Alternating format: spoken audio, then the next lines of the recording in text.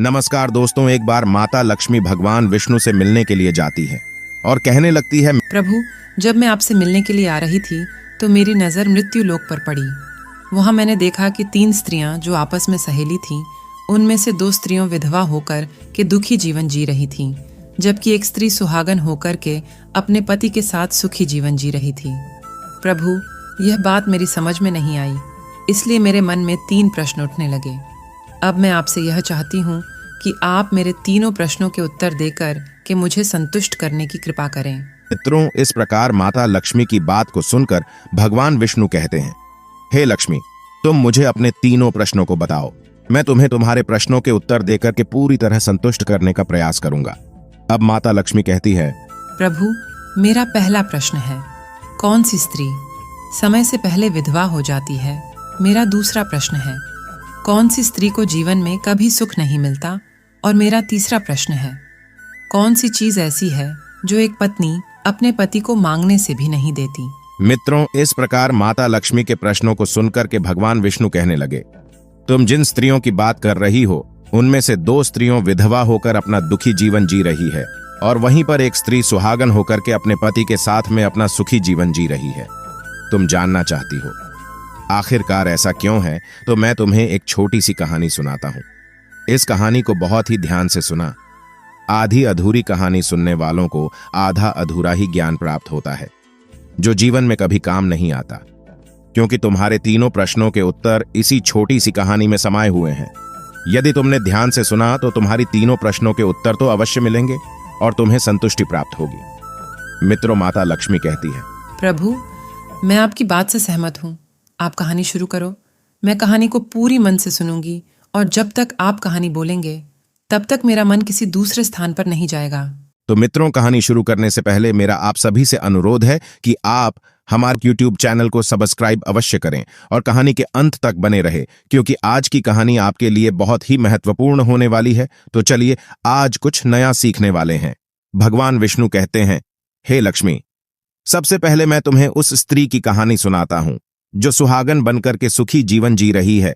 जिस सुहागन स्त्री की तुम बात कर रही हो, वह स्त्री एक राजा के नौकर की पत्नी है, और जिस नौकर की वह पत्नी है, उस नौकर को अपनी पत्नी पर पूर्ण विश्वास और भरोसा है कि वह पतिव्रता है, जिसकी महिमा वह अपने साथियों में बार बार करता है। अब देखो, एक दिन की बात है, उस राजा के नौकर ने अपनी पत्नी की प्रशंसा इतनी की, यह बात धीरे धीरे फैलते हुए राजा के दरबार तक पहुंच गई। फिर तो राजा ने अपने नौकर को बुलाया और उस नौकर से कहा कि तुम हर किसी से कहते हो कि तुम्हारी पत्नी पतिव्रता है। क्या वास्तव में आपकी पत्नी पतिव्रता है? क्या आपको पूर्ण विश्वास है?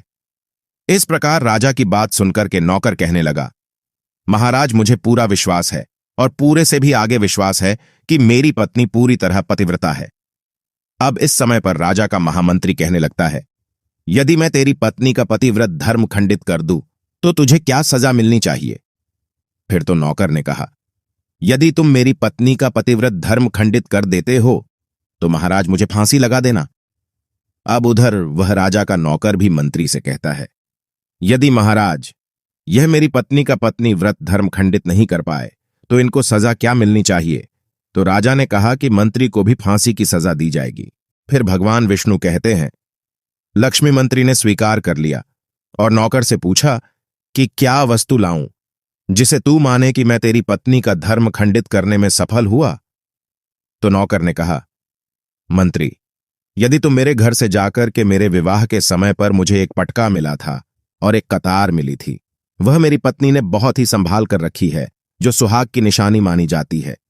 यदि तू पटका और कतार लाकर मुझे दिखा दे तो मैं मान जाऊंगा कि मैं मेरी पत्नी का धर्म तूने पूरी तरह नष्ट कर दिया है। अब शर्त स्वीकार हो जाने के बाद में वह मंत्री शहर में जाता है और एक दुति से जाकर मिलता है। वह दुति हमेशा एक दूसरे से भिड़ने का काम करती थी और जो काम कोई नहीं कर पाता वह काम करने में वह सक्षम थी।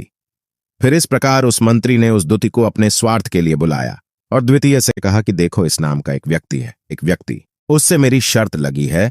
और फिर उसने उसे शर्त के बारे में उसको सारा कुछ बता दिया।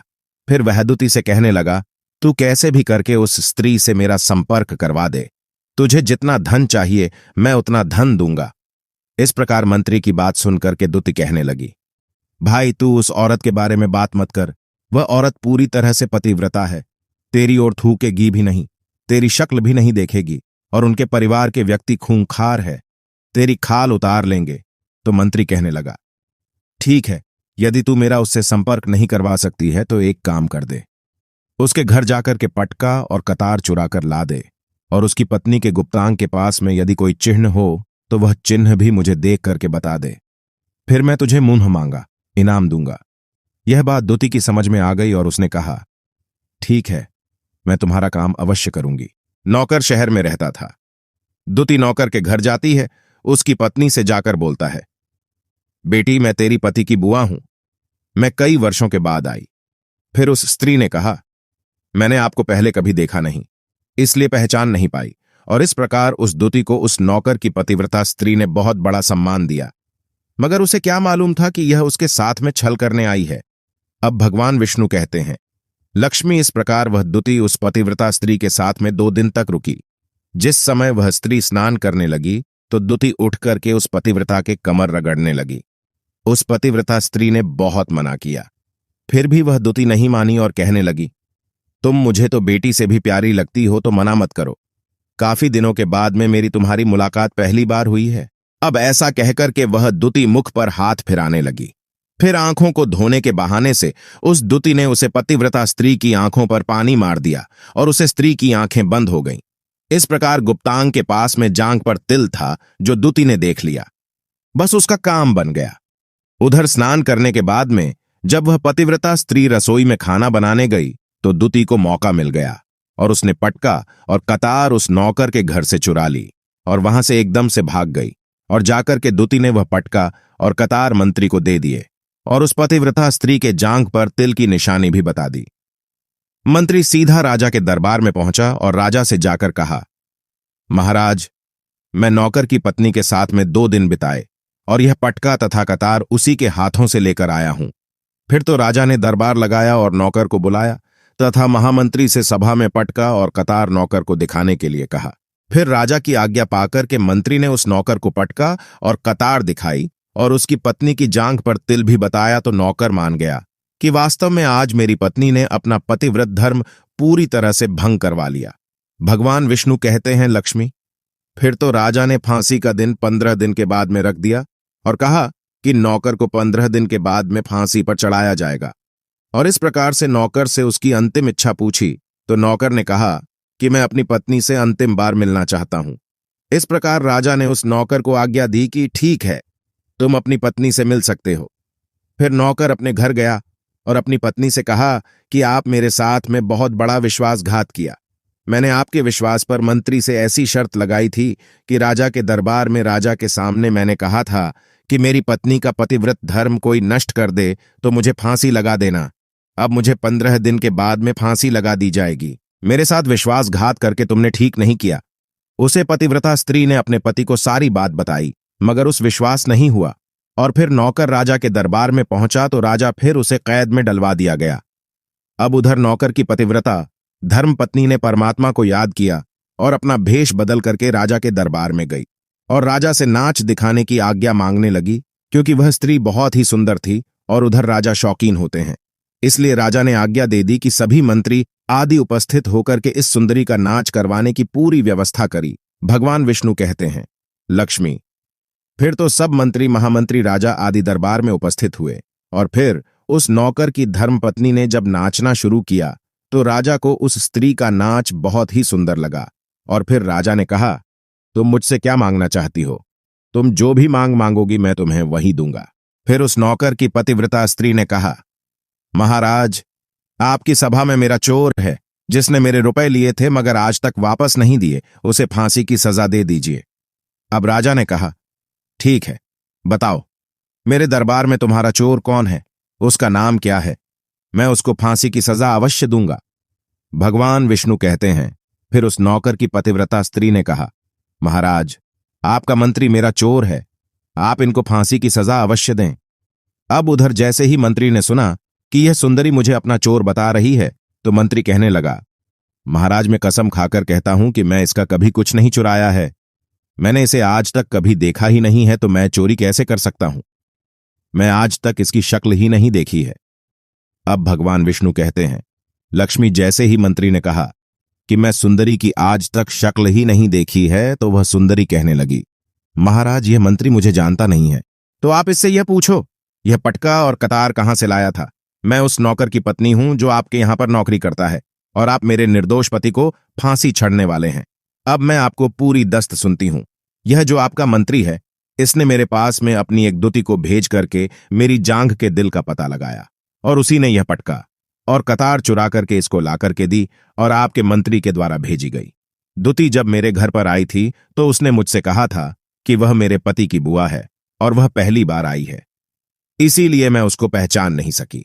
और महाराज, जिस प्रकार मैंने उस स्त्री को अपने यहां पर बहुत बड़ा सम्मान दिया और अपने घर पर उसके ठहरने की व्यवस्था की, और इस प्रकार उस नौकर की पतिव्रता स्त्री की बात को सुनकर के राजा ने दूती को बुलाया। फिर उस दूती ने राजा को सारी सच्चाई बता दी, जिससे राजा ने उस नौकर को रिहा कर दिया और मंत्री को फांसी पर चढ़ा दिया।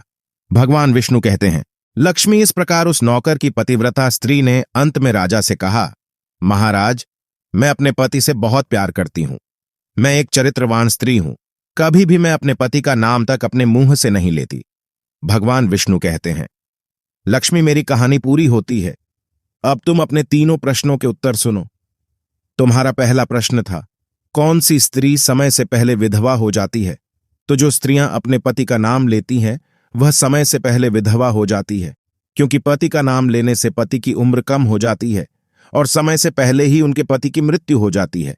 ऐसी स्त्रियां जो पति का नाम लेती हैं समय से पहले ही विधवा होकर के एक दुखी जीवन जीती है।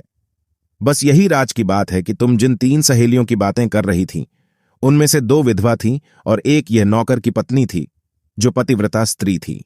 यह पतिव्रता स्त्री कभी भी अपने पति का नाम मुंह से नहीं लेती थी, और उधर वह 2 स्त्रियों जो विधवा होकर जीवन दुखी होकर जी रही है, वह हमेशा अपने पति का नाम लेकर ही बुलाती थी, जिसकी वजह से उनके पति की उम्र कम हुई और फिर वह दोनों स्त्रियां समय से पहले ही विधवा हो गई और आज वह दुखी जीवन जी रही है।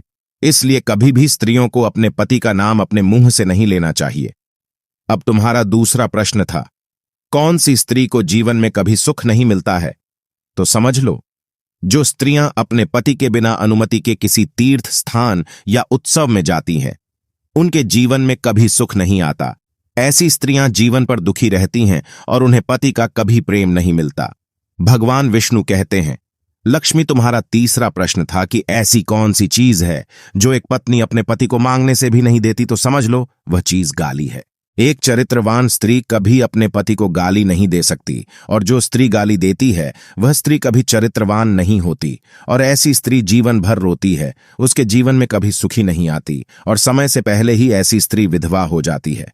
मित्रों, इस प्रकार कहानी सुनने के बाद में माता लक्ष्मी पूरी तरह से अपने तीनों प्रश्नों से संतुष्ट होकर कहती हैं, प्रभु, वास्तव में जो स्त्री चरित्रवान होती है वह कभी दुखी जीवन नहीं जीती है, क्योंकि ऐसे घर में लक्ष्मी का सदा वास होता है और वह घर धन धान्य से हमेशा भरपूर बना रहता है। ऐसी स्त्रियां हमेशा घर को स्वर्ग बना देती है। तो दोस्तों, यदि आपको यह वीडियो पसंद आई हो तो प्लीज आप हमारे चैनल को सब्सक्राइब अवश्य करें, वीडियो को लाइक करें और दोस्तों सच्ची श्रद्धा से कमेंट में जरूर लिखें, जय श्री राम, जय हनुमान। साथ ही देवों के देव हर हर महादेव सदैव आप पर अपनी कृपा बनाए रखें। प्रिय मित्रों, वीडियो को अंत तक देखने के लिए धन्यवाद। जय श्री राम।